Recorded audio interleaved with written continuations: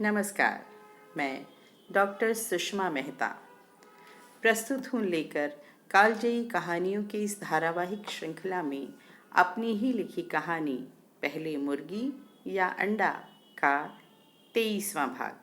तो सुनिए कहानी। जज साहब कुछ कहते इसके पहले ही अनिंद्या की मम्मा बोल पड़ी। तुझे समझ में आया अनिंद्या? भाई साहब, कहते हुए उन्होंने जज साहब की ओर देखा और बोली, यह हर सिचुएशन में यही फ्रेज बोलती है। यह काम होगा तो मैं यह करूँगी, पहले मुर्गी या अंडा। अनिंद्या ने तुरंत मम्मा को जवाब दिया, कथम न वदिष्यामि, क्यों नहीं कहूँगी। हर बार यही होता है। बॉटनी में पीएचडी करने के मेरे डिसीजन से लेकर आज तक पहले मुर्गी या अंडा, यही गेम ही तो चलता रहा है। पहले आप लोग सपोर्ट तो करो, तभी तो हमारी ग्रोथ होगी। कहते कहते अनिंद्या कुछ झल्ला उठी थी। नई पीढ़ी में यही तो कमी है, क्षणिक रुष्टा क्षणिक तुष्टा। जोश है पर होश नहीं, उत्साही परम सजगता न। अति उत्साह में कभी कभी होश खो बैठती है यह पीढ़ी। टॉपिक इतना इंटरेस्टिंग था और एक्सप्लेनेशन उससे भी शानदार। सभी चित्र लिखित से फ्रेम्ड पिक्चर की तरह बैठे थे। अनिंद्या के पापा जो बड़ी देर से चुप बैठे थे और सभी की बातें बड़े ध्यान से सुन रहे थे। अनिंद्या की बात काटते हुए बोले, हमारी सारी एक्सपेक्टेशंस दूसरों से ही क्यों हो? दूसरे लोग हमारी एक्सपेक्टेशंस के हिसाब से क्यों चलें? Everyone has expectations from others, it's a human psycho. तेरी एक्सपेक्टेशन अगर मुझसे है तो मेरी तुझसे। यहाँ तेरी और मेरी ये वर्ड्स जनरलाइज फॉर्म में मैंने कहे हैं। मेरी और तेरी बात नहीं हो रही है यहाँ। डोंट टेक इट अदरवाइज, कहकर पापा ने मुस्कुराकर अनिंद्या को देखा। सुकुमार बोला, एब्सोल्यूटली करेक्ट अंकल, टीवी का वॉल्यूम कम करो। मेरा कल एग्ज़ाम है, मुझे पढ़ना है, मुझे डिस्टरबेंस हो रही है। क्यों? मुझसे ही टीवी वॉल्यूम कम करने की एक्सपेक्टेशन क्यों? मैं तुम्हारी एक्सपेक्टेशन मीट क्यों करूं? अगर तुम्हें पढ़ना है, टीवी वॉल्यूम से प्रॉब्लम है, तो अपना कंसंट्रेशन लेवल बढ़ाओ, ईयरबड्स लगा लो, माइंड कंट्रोल करो। वह तुम्हें ही करना है, मुझे नहीं। यह तो हुआ सिक्के का एक पहलू।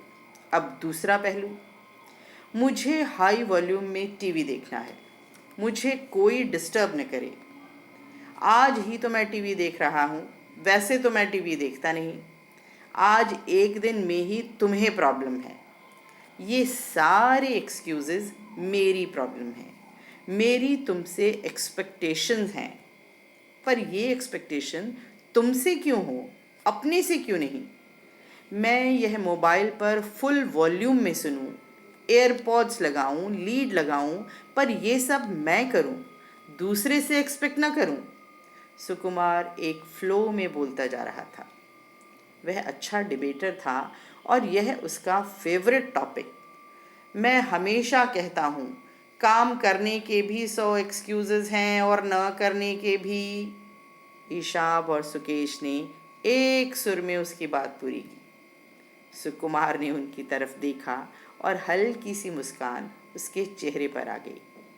अपनी बात कहते कहते उसकी आवाज़ जो तेज़ होती जा रही थी, उन दोनों की आवाज़ में दब गई। उसका चेहरा शांत हो गया। माहौल में जो एक टेंशन बिल्ड हो रही थी, अचानक दूर हो गई। जज साहब बुदबुदाए, काम करने के भी 100 एक्सक्यूज़ेस होते हैं और न करने के भी।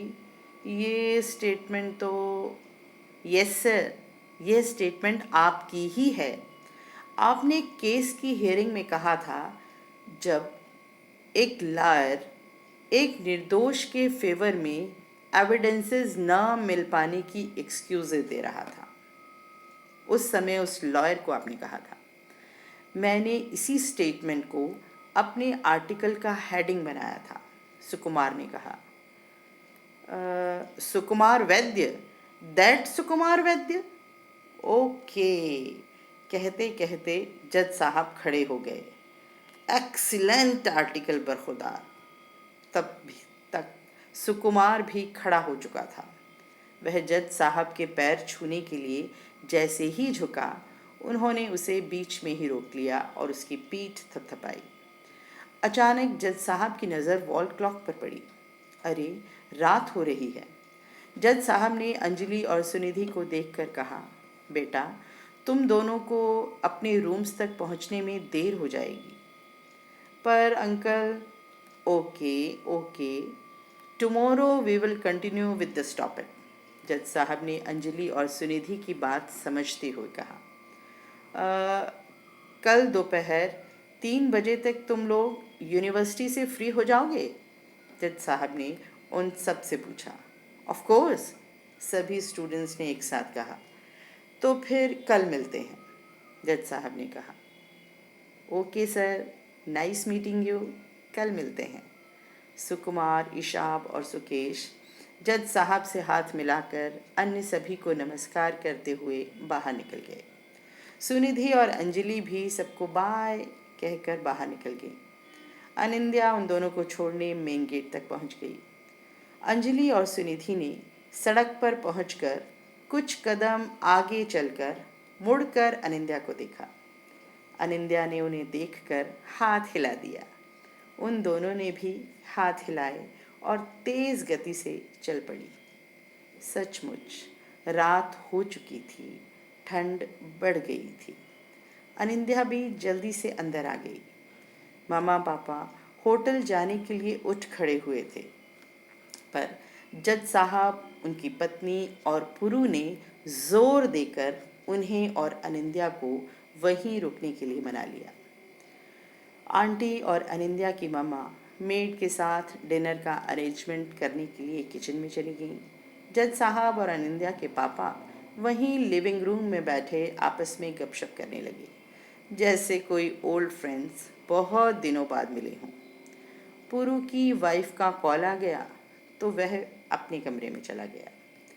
दिन भर की थकी अनिंद्या भी अपने कमरे में पहुंची, शूज़ उतारे और बेड पर धड़ाम से गिर पड़ी।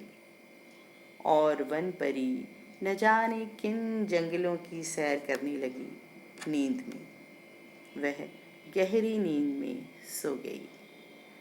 तो आज की कहानी बस इतनी ही। कहानी के अगले भाग के लिए अगले सप्ताह तक प्रतीक्षा करनी होगी। कहानी के बारे में अपने कमेंट्स ज़रूर दीजिए। नमस्कारः, शुभम भवतु, पुनः मिलिष्यामः। फिर मिलेंगे।